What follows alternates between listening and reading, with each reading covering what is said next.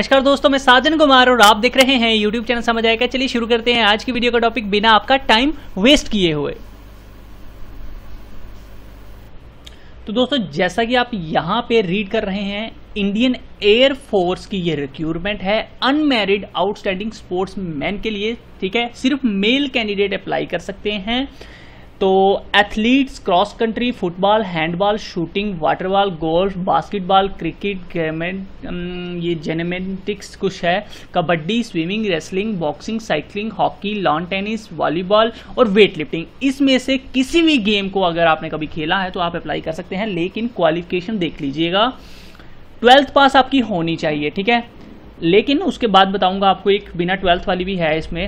तो ये देखिए, इंडिविजुअल इन्होंने कहा है कि आपने कोई जूनियर या सीनियर लेवल की इंटरनेशनल में आपने हिस्सा लिया होना चाहिए किसी भी इनमें से गेम में से। ठीक है, और उसके बाद नीचे जो है, individual should have attain 5th place आपका होना चाहिए जूनियर या सीनियर लेवल पे नेशनल चैंपियनशिप में या फिर इंटर यूनिवर्सिटी चैंपियनशिप में।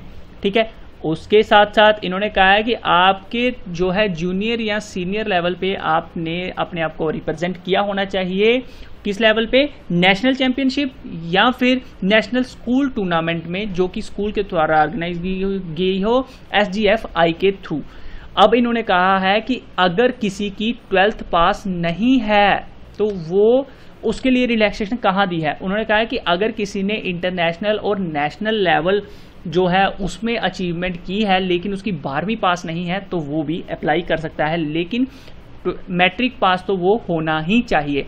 डेट ऑफ बर्थ है 28 दिसंबर 1996 से लेकर 27 दिसंबर 2000 तक। तो बाकी ज़्यादा जानकारी के लिए इस PDF को डाउनलोड कीजिए, वीडियो की डिस्क्रिप्शन में आपको लिंक जो है वो मिल जाएगा। तो याद रखिए, तो ये है अब फॉर्म भरने वाला पेज। ये आपने ऊपर 3 नंबर पेज है ये। तो इसमें आपने लिखना है किस पोस्ट के लिए अप्लाई कर रहे हैं, किस स्पोर्ट्स के लिए।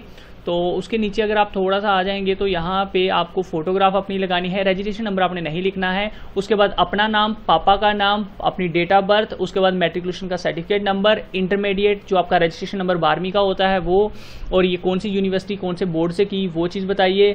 और कोई अगर सन वगैरह है तो 6 नंबर कॉलम में उनकी डिटेल बताइए, सर्विस की कौन सा रैंक है, क्या है।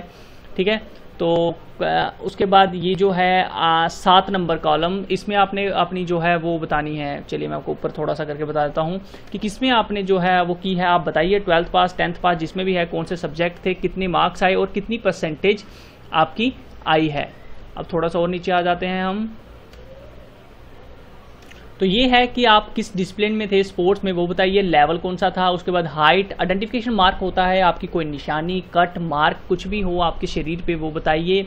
उसके बाद कॉरेस्पॉन्डेंस एड्रेस वो होता है जहाँ पे आप रेंट या हॉस्टल पे रह रहे हैं, और परमानेंट एड्रेस वो होता है जो आपका घर होता है, कहीं कहीं पे आपका रेंट पे नहीं होता वो, मतलब जो आपके डॉक्यूमेंटेशन पे होता है। ठीक है, तो चलिए और नीचे अब हम आ जाते हैं।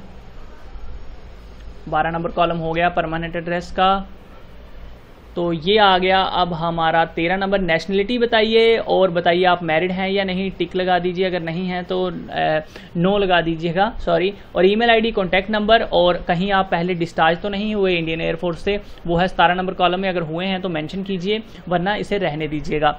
उसके बाद यहाँ पे आपने प्लेस, डेट और थंब और ये सिग्नेचर, और यहाँ पे आपके फादर जो हैं वो देंगे उनके लिए जो कि 18 साल से छोटे हैं। ठीक है, तो यहाँ पे सिग्नेचर और पेरेंट्स का ये किस्म का एफिडेविट है। ठीक है, उनके लिए जो बच्चे 18 साल से कम हैं और अप्लाई करना चाहते हैं और उनके